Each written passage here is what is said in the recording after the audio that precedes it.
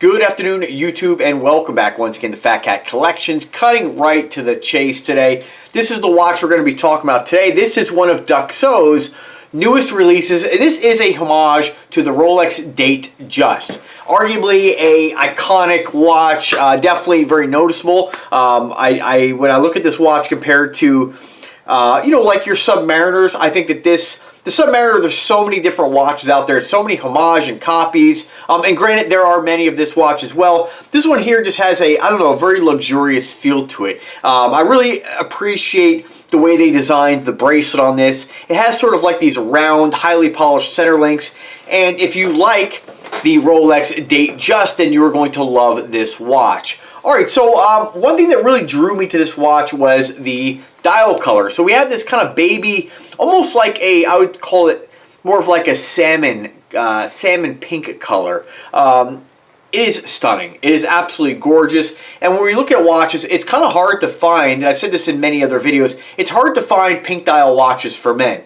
It's just not, pink is generally, pink is a unisex color, in my opinion, but again, it does kind of gravitate more towards, the females, right? But I think pink is awesome. I absolutely love wearing pink shirts, pink dress shirts, and it's really nice to be able to have a watch to match it up with. So what do you get with this watch? So, one, the quality of Duxot. If you haven't seen me review Duxot watches before, that's pretty much what they make is homage watches. I don't know how many original creations they have, if any. I haven't really researched every single model. From what I can tell, there are several watches, like there's one that actually has like a coin as part of the face, which is very unique. I wasn't able to get my hands on any of those. They're available in different countries, so Duxot, depending on what country you live, some of these watches may or may not be available. I believe this one is available in the United States because I have it in my possession, of course.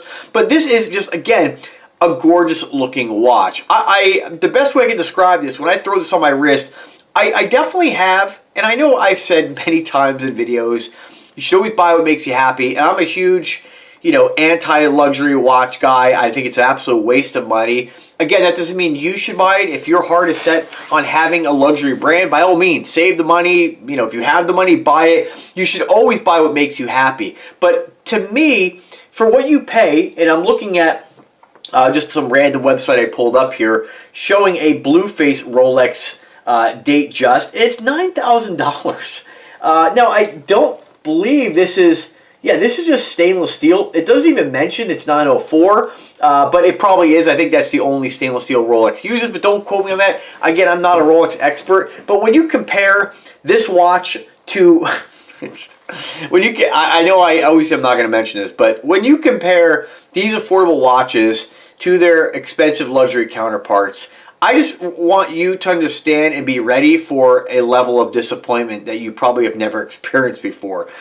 Absolutely, if you pick up, and again, you may find, I think a lot of times to buy luxury brands, if you aren't buying it for the recognition of the name, and you're not buying it because you want to show off, and I'm sorry, I don't care. Everybody's going to give me their own bullshit reasons, and those are valid for you to buy it, absolutely. If you want to, delude yourself, then that's fine. But if you spend $9,000 on a watch that looks exactly like this, or this looks exactly like that, I have to kind of question your ability to reason.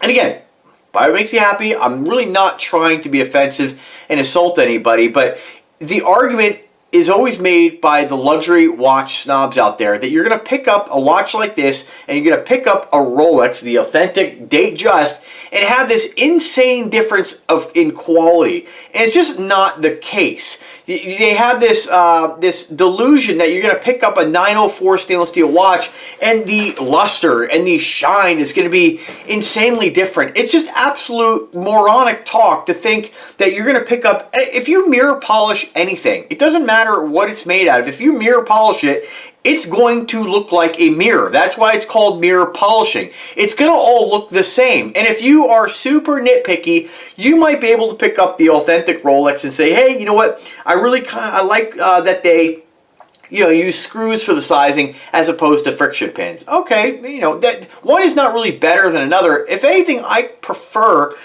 friction pins, just because they have a less tendency to back themselves out, for one, and screws have a tendency to become loose over time. And then if you go losing a screw out of your watch, you could potentially have the watch fall off your wrist, right? So I feel more comfortable with friction pins. Again, don't get me wrong, I have many watches that are screws. I haven't personally had any kind of issues with the screws backing out, but you do want to make sure that they are nice and snug without damaging them, right? There's kind of a balance there.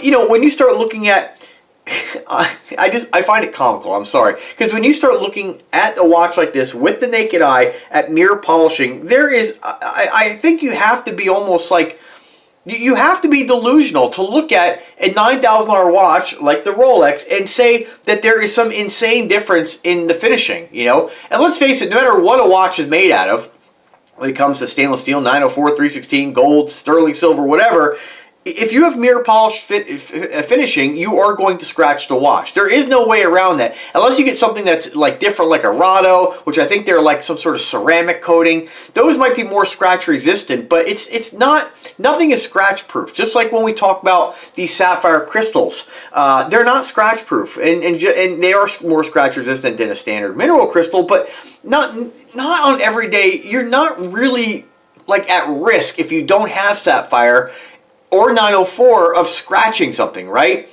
And technically 904 is softer, so you're at a higher risk of scratching 904 than you are 316 stainless steel, to the best of my knowledge, right? All right, so now that I kind of did what I say I'm never going to do in every video, let's talk about this specific watch. So if you do like the Datejust, you are going to love this watch. It looks exactly like it, with the exception of having the Rolex insignia, the logo branding, or the Rolex branding, excuse me. You're probably going to get a better water resistance, but I'm not sure. Let's just see what you actually get. You know, I don't know. It doesn't even list it on here. Oh, 100 meters of water resistance. You're going to get 10 ATMs. Yeah, 100 meters with a watch like this. Now, here's where I would kind of like lean more towards the Rolex, right? If you are buying a watch strictly for the water resistance, you probably don't buy a Datejust. You're probably going to buy the Submariner. That's mainly what it's designed for, is diving. Now again, whether you dive or don't dive, if I have to put my money on which one is going to be more reliable on the pressure testing and the water resistance, of course I'm going to, if I have to put money on it, I'm going to say that the Rolex is probably, the odds of the Rolex having an issue compared to a Duxot is probably less, right? There's definitely more quality control that goes in to making a Rolex from start to finish than a Duxot, right? This is made in a Chinese factory somewhere. And don't get me wrong, I don't want you guys to think of Chinese factories as like these sweatshops like a lot of the watch shops make them out to be, right? They are state-of-the-art facilities. And, you know, if you go looking at some of the guys that are on YouTube that have toured a lot of these Chinese facilities making different watches, you will be surprised. I was surprised because even me, who I love Chinese watches and I love all the affordable brands out there, even for me, I had this idea in my head that, you know, all right, well, it's gonna be more of a factory type facility. Not really. It's more of like an office setting with state-of-the-art machines. And, you know, again, every factory is probably a little different, but they're not. This isn't the 1980s where you have like guys, you know, in shorts sweating over a watch, dripping sweat off the top of their head and some hot. You know, this is state-of-the-art stuff here, and we have to kind of, in the watch community, if you have a brain in your head, we have to kind of start to get away from this idea that Chinese watches are like coming out of some sweatshop somewhere with dirt and grime everywhere. This is state-of-the-art stuff, and the modern machining is incredible. So welcome to 2023. There was a time at which Swiss made really meant something, and in my opinion, it means absolutely nothing today. It's an old man's idea. It's an old man's classification that you're getting something of superior quality. Swiss made is meaningless to me, right? And I think if you pick up Swiss made, and that's why it's the word Swiss made, that designation has been so diluted down, because everybody and their brother makes Swiss made watches, and even they're at the point where they're like, well, you know, fuck it, you know, here's the loosest definition, loosest requirements you need to be designated Swiss made. And I think the reason, and I'm just making assumptions here, I think the reason is because they understand that the quality coming out of a lot of these Chinese factories is pretty incredible. They still want some sort of, you know, to say Swiss made, they still want some part of the watch to be assembled or made in Switzerland. That might only be the movement. So again, all right, so what are we getting with this? So we're getting 3/16 stainless steel. We have mirror polishing around the sides of the case, on the crown, of course.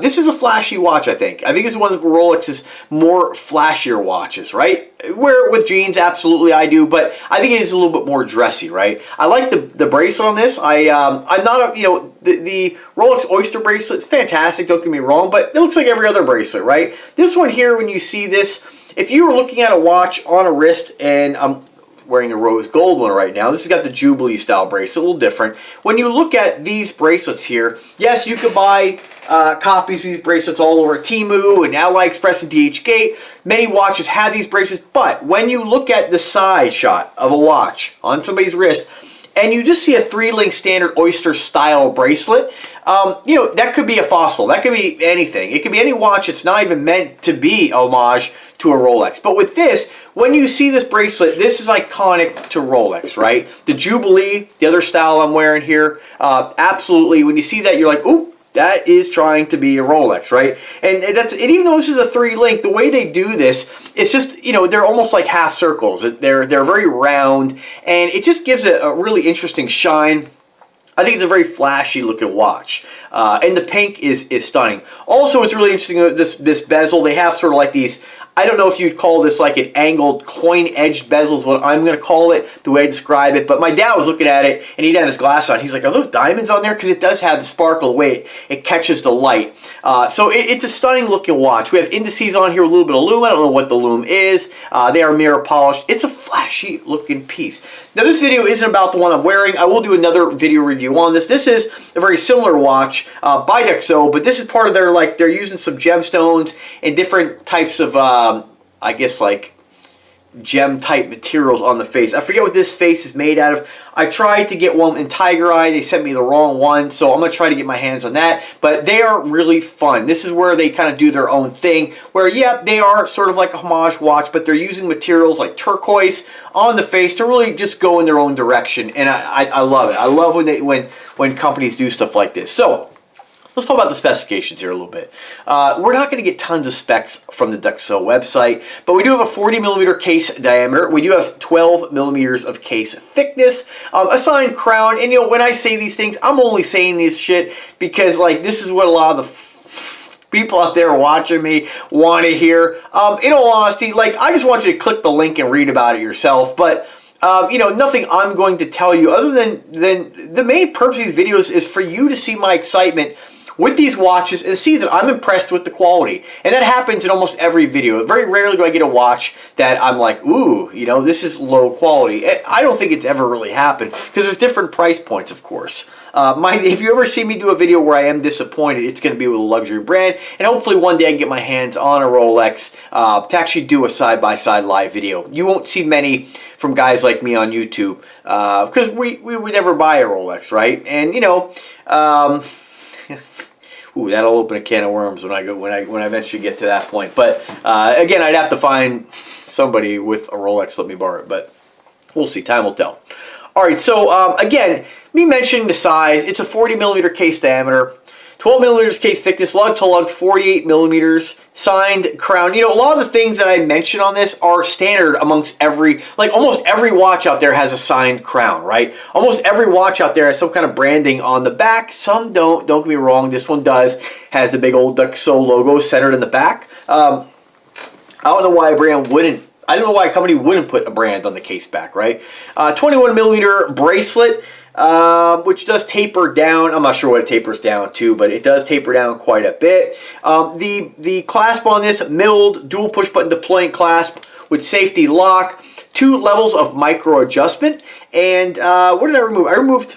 I have a 7-inch wrist, and I removed, let me see how many links I got here. I think I did 7. Yeah, 7 links to fit a 7-inch wrist. So you figure probably good for like 8.5 inch if you have a larger wrist. What else? Screw down crown. It does have a sapphire lens. It says here applied index, index and luminescence. Applied index with Japanese super luminescence. I'm not sure what that is. They do give you a 2-year international warranty, 200 grams of weight, and what else? 10 ATMs of water resistance. So, you know, to me, I know we all kind of, some folks will be like, oh, you need to show the watch more, or, you know, more specifications. I just don't.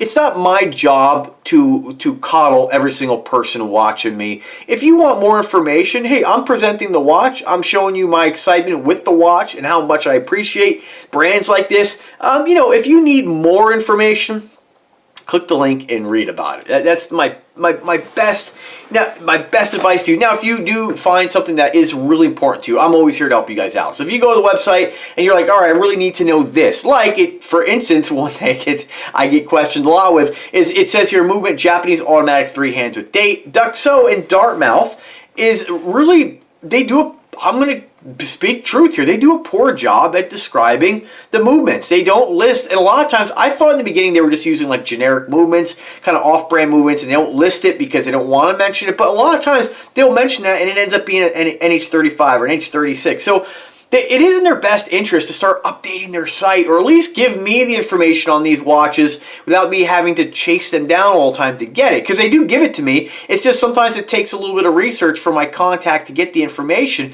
And that's a big checkbox for people. I mentioned almost every video, but nonetheless, I think it's either, most of the Duxots are NH35, the NH series movements, or Miotas. So they're reputable movements, and even if they weren't, even if it was like a Seagull or an off, like I shouldn't even say Seagull's an off-branded movement. It's not. You know, this is not rocket science, and there's many other inexpensive, no-name brand movements that have copied the NH series movements and are just as good, in my opinion. So if it's a deal breaker for you, let me know. I'll try to get you the information. That's the point I'm trying to make here. But awesome looking watch. Now, if pink isn't your thing, we do have several other colors, and this one just came out. I swear to God, every time I reach out, which is like every week, and Duxot and Dartmouth, they send me new watches. It's like in transit, they release another one. So this one I really want to get my hands on. I want to get more of these to show off the different color variations. They have one called Stout Black, and it's a smoky mother of pearl face. It's gorgeous looking. Of course, we have the pink, we have the sky blue, another winner, and then we have more of your traditional colors like your olive green, your coffee brown, your silver, always a classic. We have almost like an OD green, or they call it jade green, excuse me. They have a red, then we have a blue, and then we have a white mother of pearl. Really beautiful as well. I really think the top choice on these can be that smoky black mother of pearl, the pink, and the blue. I mean, absolutely stunning piece, and you really can't go wrong with the quality here. I mean, I just don't know. I don't know why you'd want to go. I don't know why. I mean, the only reason to get a luxury brand over this is if you have your heart set on, you know, there are folks out there who are like, all right, you know, this is like something I want to reward myself with. I've always wanted this iconic brand. But brand, that's the key word there, brand. You're not buying quality. I mean, I shouldn't say you're buying quality, but you're not buying a level of quality that you can't get for a price point on this, which ranges from, depending on when it's on sale, $250 up to like $600. So again, click the link, find out, you know, whether it's on sale. Use my coupon code, save a little money. I am trying to get after this company in Dartmouth for just not doing the Invicta thing, because we all know, even if you love Invictas like myself, we all know that Invicta did hurt themselves with this ridiculous MSRP. I mean, we all know what they sell for. Anybody who buys the brands need to understand their customers a little more. Invicta, here, sorry, Invicta, you want to take care of your customers. You want your customers to come back for more. Isn't it time that you stop insulting your customers with these ridiculous MSRPs? That's sleazy to me. I don't want to say deceptive, but it could be deceptive. Imagine a guy who looks at an Invicta and he's like, oh man, this MSRP is $3,000. And then he goes out and he gets ripped off for $1,000. Then he sees it on Invicta stores for $150. Don't you think that process that brought him there, he's going to be pissed off and he may never buy one? Be honest, be real with people, let them know. Really, realistically, most watches should cost more than $500. I mean, you know, if you are going to nitpick things that you can't even see with the naked eye, then you're going to have to spend more. But for what you're actually going to, what's tangible, you can see and feel in right where your senses here, you don't need to spend a lot for an amazing watch. And when you pick this watch up, you will know exactly what I'm talking about. And really, when you pick up any watch I review, you'll know exactly what I'm talking about. Now, if you spend $20, in response, I said it before, but in response to one of the guys who bought a Biden watch off AliExpress that I recommended and said, hey, this is pretty nice. If you're looking for something with a crystal and basic look, it's an inexpensive watch. It definitely feels cheaper, you know, for, I think it was $25, and then it breaks, you know, and you're all pissed off about it. Understand that this is a much higher quality watch. That when you pick up a $25 watch, you pick up this is a night and day difference. When you pick up a luxury brand and you pick up this, it's not a night and day difference. So, all right, so enough of me. Some guy today was like, oh, you should keep it to 10 minutes. There's no way I can keep these videos to 10 minutes. I talk way too much because I like this stuff. All right, so without further ado, let's throw this bad boy on the wrist. Let me take off the rose gold one. Video coming on this as well. Stay tuned for that. And if you haven't subscribed to the content already in the channel, do subscribe. Click the bell to be notified every time I upload, so you'll be notified every time I upload a new video. You know, I hear it all the time. People are like, oh, where have you been? I'm like, I upload every single week. I'm right here. I'm not going to show you the box or anything. Classic Duxot box. Check out my other videos. But just a great looking piece.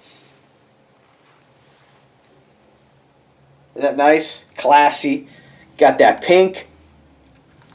Very fun, very summery. But again, any time of year you can rock this. And if you don't have, whether you're a Rolex guy or whether you're a Duxot guy or Seiko, whatever guy you are, if you don't have whatever brand you're looking at, whatever brand that interests you, if you don't have one that is a date just homage or authentic Rolex, I'd encourage you to pick one up if you're a watch guy. I think you'll be really impressed at how flashy the watch is, and just how sexy it is. It's a great looking piece. I almost feel like when I wear one of these design watches, right, I could just be wearing jeans and a t-shirt, but you have this, like I'm just wearing denim today, right? When I put this watch on my wrist compared to like even like a Submariner homage, right? When you put this on your wrist, there's just a level of like, again, this is kind of fantasizing a little bit. I almost feel like I feel a little sophisticated. I feel a little classier, and that's the vibe I get with this watch, if that makes any sense. So anyway, thanks for watching. Subscribe to the channel. Let me know if I can help you in any way. Happy New Year. We're almost there.